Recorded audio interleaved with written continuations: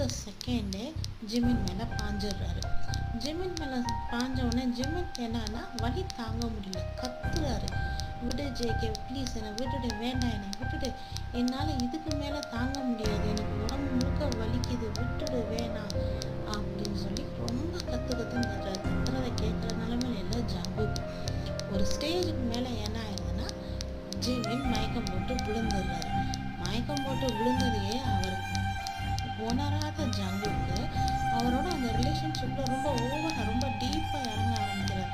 அப்போ தான் ஜிமின்கிட்ட எந்த சவுண்டும் வரலை அப்படின்ன உடனே டக்குன்னு ஸ்டாப் பண்ணிவிட்டு ஜிமினோட கண்ணத்தை ஜிமின் ஜிமின் ஜிமின் அப்படின்னு தட்டி பார்க்குறாரு. பேச்சு மூச்சு